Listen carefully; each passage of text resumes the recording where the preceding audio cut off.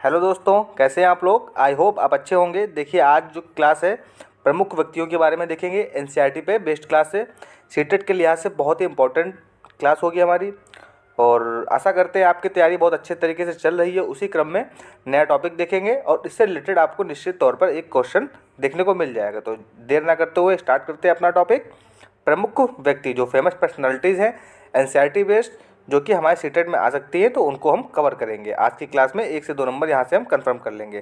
तो जो सबसे पहले देखेंगे कर्दम मल्लेश्वरी, जो प्रसिद्ध महिला हैं, इनके बारे में देखेंगे। तो ये हमारी कौन है, कर्दम मल्लेश्वरी हैं। इनके बारे में देखेंगे। तो ये कौन थी, ये वेट लिफ्टर थी। ये कौन है, ये एक वेट लिफ्टर है और कहाँ की रहने वाली है, आंध्र प्रदेश की रहने वाली है। कर्दम मल्लेश्वरी एक वेट लिफ्टर है, कहाँ की रहने वाली है, आंध्र प्रदेश की रहने वाली है। ये 130 किलोग्राम तक भार उठा सकती है। कितने किलोग्राम तक, 130 किलोग्राम तक ये भार उठा सकती है। भारत के बाहर इन्होंने कितने मेडल जीते थे, भारत के बाहर इन्होंने 29 मेडल जीते हैं। कितने मेडल जीते हैं, 29 मेडल जीते हैं। किसने जीते हैं, कर्दम मल्लेश्वरी ने जीते हैं। नेक्स्ट पॉइंट क्या है, कर्दम मल्लेश्वरी ओलंपिक पदक जीतने वाली भारतीय प्रथम महिला है। जो पहली महिला थी भारतीय, कर्दम मल्लेश्वरी थी। इन्होंने किसमें जीता था, वेट लिफ्टिंग में मेडल जीता था। कौन सा, कांस्य पदक इन्होंने जीता था। कांस्य पदक ग्रीष्म ओलंपिक 2000 सिडनी में जो हुआ था, उसमें इन्होंने कांस्य पदक जीता था। कौन से वर्ग में, 69 केजी के वर्ग में इन्होंने कांस्य पदक जीता था। तो ये कहानी हो गई कर्दम मल्लेश्वरी के बारे में। तो जितने इंपॉर्टेंट पॉइंट है उन सभी को याद रखेंगे। पहली भारतीय महिला हैं जिन्होंने स्वर्ण पदक ओलंपिक्स में जीता था। किसमें, ग्रीष्म ओलंपिक 2000 में सिडनी वाला। और इन्होंने 29 मेडल जीते थे। कहाँ, भारत के बाहर जीते थे। 130 किलोग्राम तक ये वेट भार उठा सकती है। ये कौन है, वेट लिफ्टर है। कहाँ की रहने वाली थी, आंध्र प्रदेश की रहने वाली हैं। नेक्स्ट देखेंगे कल्पना चावला। तो ये कौन है, कल्पना चावला है। इनसे रिलेटेड पॉइंट देखेंगे। तो ये पहला पॉइंट इनका क्या है, ये भारतीय मूल की अमेरिकी अंतरिक्ष यात्री थी ये कैसी, भारतीय थी लेकिन अमेरिकी अंतरिक्ष यात्री थी।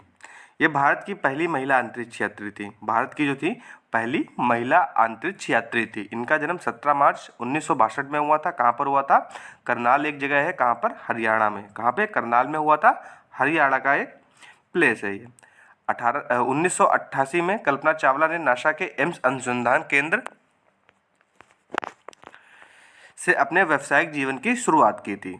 कब की थी, 1988 में। नेक्स्ट पॉइंट पे चलेंगे। नेक्स्ट पॉइंट देखेंगे। 1995 में ये नासा की अंतरिक्ष यात्री कोर में शामिल हुई। कब शामिल हुई थी, 1995 में ये अंतरिक्ष यात्री जो कोर था उसमें शामिल हो गई थी। 19 नवंबर 1997 में उनके पहले अंतरिक्ष मिशन की शुरुआत हुई। तो पहला इनका अंतरिक्ष मिशन कब हुआ था, 19 नवंबर 1997 में पहला अंतरिक्ष मिशन की इनकी शुरुआत हुई थी, जिसमें वे कोलंबिया अंतरिक्ष यान STS-87 के 6 सदस्यीय दल का हिस्सा बनी थी। कौन सा अंतरिक्ष यान था, कोलंबिया अंतरिक्ष यान STS-87 के 6 सदस्यीय दल का हिस्सा बनी थी। इस दौरान उन्होंने 15 दिन 12 घंटे अंतरिक्ष में बिताए थे। कितने, 15 दिन 12 घंटे। नेक्स्ट पॉइंट पे चलेंगे। 16 जनवरी 2003 को उन्होंने दूसरे अंतरिक्ष अभियान के लिए अंतरिक्ष यान कोलंबिया STS-107 से उड़ान भरी, जो 1 फरवरी 2003 को धरती पर वापस लौटते समय वायुमंडल में प्रवेश करते ही जलकर नष्ट हो गया एवं इसमें सवार सभी यात्रियों की क्या हो गई थी, मृत्यु हो गई थी। तो उनकी मृत्यु कब हुई थी, 16 जनवरी 2003 में। दूसरा अभियान था प्रारंभ हुआ था 1 फरवरी को, धरती से जब वापस लौट रहा था तो उस वक्त उनकी क्या होती, मृत्यु हो गई थी। जैसे ही वायुमंडल में प्रवेश किया उनकी मृत्यु हो गई थी। चलिए आगे देखेंगे राकेश शर्मा, इनके बारे में देखेंगे। तो ये कौन है, ये है राकेश शर्मा। इनसे रिलेटेड पॉइंट को डिस्कस करेंगे। भारत के प्रथम एवं विश्व के 138वें अंतरिक्ष यात्री थे, जिनका जन्म कब हुआ था, इनका जन्म 13 जनवरी 1949 को पटियाला, पंजाब का एक शहर है, वहाँ पर हुआ था। तो पंजाब के पटियाला में इनका क्या हुआ था, जन्म हुआ था। कब हुआ था, 13 जनवरी 1949 को। ये विश्व के 138वें अंतरिक्ष यात्री थे और भारत के प्रथम थे। वह 3 अप्रैल 1984 को सोवियत संघ के अंतरिक्ष यान सोयूज T-11 के अंतरिक्ष के लिए रवाना हुए थे। देखिए जो अंतरिक्ष यान था जिससे रवाना हुए थे वो क्या था, सोयूज T11। 7 दिन 21 घंटे और 40 मिनट ये स्पेस स्टेशन साल्यूट 7 में इन्होंने बिताए थे। फिर उसके बाद वो क्या धरती पर लौट आए थे। तो 7 दिन 21 घंटे 40 मिनट स्पेस स्टेशन साल्यूट 7 में बिताने के बाद वह धरती पर लौट आए थे। नेक्स्ट पॉइंट देखेंगे।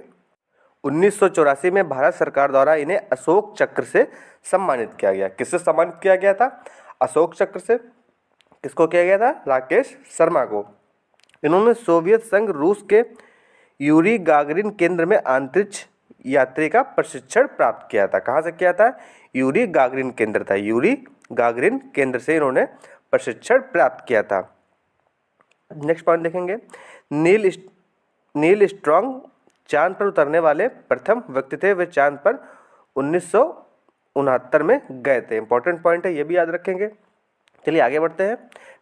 नेक्स्ट देखेंगे सुनीता विलियम। ये कौन है, सुनीता विलियम है। इनके बारे में देखेंगे, इनसे रिलेटेड जो पॉइंट है उनको डिस्कस करेंगे। तो पहला पॉइंट क्या है, ये अंतरिक्ष जाने वाली भारतीय मूल की महिला थी। अंतरिक्ष जाने वाली भारतीय मूल की महिला थी, मीन्स ये भारतीय थी। ये 360 किलोमीटर दूर स्पेस में गई थी। कहाँ, कितनी दूरी इन्होंने तय की थी, 360 किलोमीटर दूर स्पेस में गई थी। इनका संबंध गुजरात के अहमदाबाद शहर से था। कहाँ से था, गुजरात के अहमदाबाद शहर से इनका संबंध था। इन्होंने दूसरी 1995 दिनों तक अंतरिक्ष में रहने का विश्व रिकॉर्ड स्थापित किया था। कितने दिनों तक, 195 दिनों तक विश्व रिकॉर्ड स्थापित किया था। कौन सा रिकॉर्ड था वो, दूसरा रिकॉर्ड था। आगे बढ़ेंगे, देखेंगे नेक्स्ट पॉइंट क्या है। जून 1998 में अमेरिकी अंतरिक्ष एजेंसी नासा में इनका क्या हुआ था, चयन हुआ था। कब हुआ था, 1998 जून में। 2008 में इन्हें विज्ञान व अभियांत्रिकी के क्षेत्र में भारत सरकार द्वारा पद्म भूषण से सम्मानित किया गया था। किससे किया गया था, पद्म भूषण से सम्मानित किया गया था। किसको किया गया था, सुनीता विलियम को। नेक्स्ट पॉइंट, 16 अप्रैल 2007 में अंतरिक्ष में मैराथन दौड़कर ऐसा करने वाली विश्व की पहली महिला थी। कैसी थी, विश्व की पहली महिला थी अंतरिक्ष में मैराथन दौड़ने वाली। तो सुनीता विलियम से रिलेटेड जितने पॉइंट हैं उनको डिस्कस कर लिया है। इससे रिलेटेड आपको पॉइंट देखने को एग्जाम में मिल सकते हैं, तो सभी पॉइंट देखेंगे, ध्यान से देखेंगे। नेक्स्ट है बछेद्री पाल के बारे में देखेंगे। इन्होंने क्या किया था, इन्होंने माउंट एवरेस्ट पे चढ़ाई की थी और विश्व रिकॉर्ड बनाया था। तो इनसे रिलेटेड जितने पॉइंट हैं सीटेट के लिए इंपॉर्टेंट है और सीटेट में काफ़ी बार इनसे रिलेटेड क्वेश्चन पूछा गया है। तो पहला पॉइंट देखेंगे, बछेद्री पाल भारत की पहली, देखिए क्या था, भारत की पहली थी लेकिन विश्व की 5वीं महिला थी जिन्होंने माउंट एवरेस्ट की चोटी पर चढ़ाई की। तो भारत की पहली, विश्व की 5वीं, इंपॉर्टेंट पॉइंट है। नेक्स्ट पॉइंट देखेंगे, बछेद्री पाल बचपन में एक पिकनिक गई थी। कब गई थी, बचपन में एक पिकनिक गई थी जहाँ पर इन्होंने 4000 मीटर ऊंची चोटी पर चढ़ाई की थी। इन्होंने बचपन में ही देखिए पिकनिक पे गई थी, वहाँ पर उन्होंने 4000 मीटर ऊंची चोटी पर चढ़ाई की थी। तब ये कितने वर्ष की थी, मात्र 12 वर्ष की थी, तो बहुत छोटी थी उस टाइम पे। नेक्स्ट पॉइंट देखें, ये उत्तराखंड के गढ़वाल एरिया में नाकुरी गांव था, वहां पर ये बड़ी हुई थी। नेक्स्ट पॉइंट, इन्होंने नेहरू इंस्टीट्यूट ऑफ माउंटेनियरिंग में अपनी ट्रेनिंग ली। वहां पर इनको किसने ट्रेनिंग किया था, इनको ट्रेन किया था गाइडर ब्रिगेडियर ज्ञान सिंह ने। किसने किया था, ब्रिगेडियर ज्ञान सिंह ने। इंपॉर्टेंट पॉइंट है, याद रखेंगे। तो आगे बढ़ते हैं, नेक्स्ट पॉइंट देखेंगे। 1984 में माउंट एवरेस्ट में जाने के लिए टीम मेंबर बनी। तो टीम मेंबर कब बनी थी, 1984 में ये टीम मेंबर बनी थी। नेक्स्ट पॉइंट, 23 मई को दोपहर 1:07 पर पहला कदम इन्होंने माउंट एवरेस्ट पर रखा, जिसकी ऊंचाई कितनी थी, 8848 मीटर ऊंचाई है। वहाँ पर इन्होंने पहला कदम अपना रखा था। इनके साथ एक और मेंबर थी, देखिए इनके साथ में एक और मेंबर थी। ये एक कदम साथ नहीं रख सकते थे। क्यों नहीं रख सकते थे, क्योंकि वहाँ पर इतनी जगह नहीं थी कि वहाँ पर 2 लोग पैर रख सके। तो पहले इन्होंने अपना कदम रखा, उसके बाद अपना सिर झुकाया और वहाँ पे झंडा को फहराया और तस्वीरें ली। तो इम्पॉर्टेंट पॉइंट है, याद रखेंगे। आगे देखेंगे, नेक्स्ट पॉइंट भी इंपॉर्टेंट है, माउंट एवरेस्ट को नेपाल में क्या बोलते हैं? सागरमाथा बोलते हैं। इंपॉर्टेंट क्वेश्चन है, कई बार आ चुका है। नेपाल में माउंट एवरेस्ट को सागरमाथा के नाम से जानते हैं, ये वहाँ के लोग सागरमाथा माउंट एवरेस्ट को बोलते हैं। तो आगे देखेंगे, नेक्स्ट है अलबर्नी, इनके बारे में देखेंगे। तो अलबर्नी भारत में कब आए थे? 1917 ईस्वी में ये भारत आए थे। और ये कहाँ के रहने वाले थे? तो ये रहने वाले थे उज्बेकिस्तान के रहने वाले थे। अलबर्नी कहाँ के रहने वाले थे? उज्बेकिस्तान के। नेक्स्ट पॉइंट पे देखेंगे, देखिए ये कौन है? ये है अलबर्नी। आगे देखेंगे, तो अगला पॉइंट है, अलबर्नी की एक किताब थी, इन्होंने जो किताब लिखी थी उस किताब का क्या नाम है? किताब उल हिंद। बहुत ही इंपॉर्टेंट है, मोस्ट इंपॉर्टेंट, इसको याद कर लेंगे। तो कौन सी किताब है? किताब उल हिंद। अक्सर एग्जाम में इससे रिलेटेड क्वेश्चन आता है। इसमें इन्होंने अपनी भारतीय यात्रा के बारे में लिखा था। किसके बारे में लिखा था? भारतीय यात्रा के बारे में लिखा था। नेक्स्ट पॉइंट पे देखेंगे, अलबर्नी ने बहुत ही बारीकी से चीज़ों और जगहों को देखा और उसके बारे में लिखा। खास तौर पे वे जो उन्हें अपने देश से अलग लगी, तो उन चीज़ों के बारे में अलबर्नी ने लिखा था।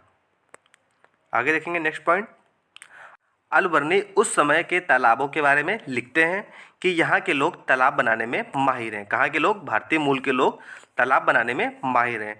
अगर हमारे देश में लोग इन्हें देखेंगे तो वे हैरान हो जाएंगे। क्यों हैरान हो जाएंगे? तो उन्होंने विशेषताएं लिखी। बहुत बड़े बड़े भारी पत्थरों, लोहे के टुकड़े, सरियों से तालाब के चारों ओर चबूतरा बनाते थे। क्या बनाते थे? तालाब के चारों ओर चबूतरा बनाते थे। तो उसमें क्या होता था? बीच में ऊपर से नीचे जाती हुई सीढ़ियाँ कतार में बनी होती थी। तो उन्होंने उसको डिस्क्राइब किया कि तालाब किस प्रकार के होते थे। नेक्स्ट पॉइंट देखेंगे, नेक्स्ट पॉइंट है, चढ़ने के रास्ते अलग अलग होते थे। चढ़ने के रास्ते अलग अलग, एक ही जगह से चढ़ने का रास्ता नहीं होता था, अलग अलग रास्ते होते थे।